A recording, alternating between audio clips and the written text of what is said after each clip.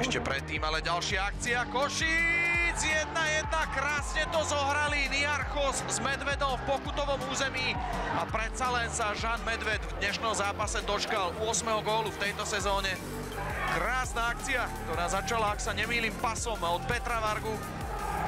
Komárno absolútne nesústredené v defenzíve, Niarchos bol úplne sám.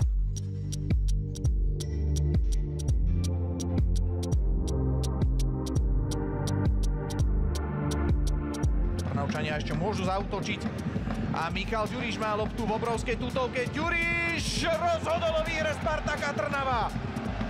Počkal si na offsideovej línii a ako žolík z lavičky uzavrel tento zápas v 94. minúte. Trnava ukončuje ružomberské prekliatie.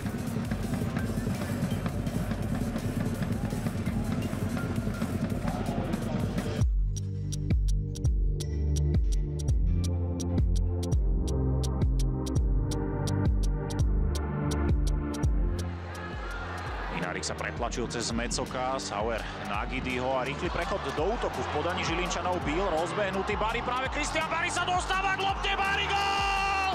Nadstavený čas a Žilina ide do vedenia!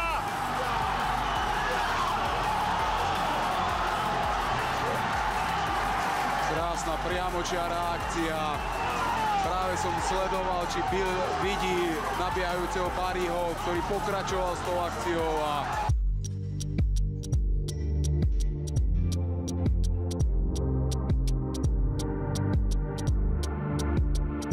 v trojici. Vlasko stále zľava, má to na svoju silnejšiu nohu správa aj Sobčík, aj Morong. Prihrávka do šírky, Sobčíková rana, gólová! Alex Sobčík a jeho gólový návrat do Skalice. Záhoráci vyhrávajú v Košiciach po brejkovej kontre 1-0. Ešte raz Vlasko počkal si na ten moment, kedy prihrávať. Jakubko nevedel, komu sa skôr venovať.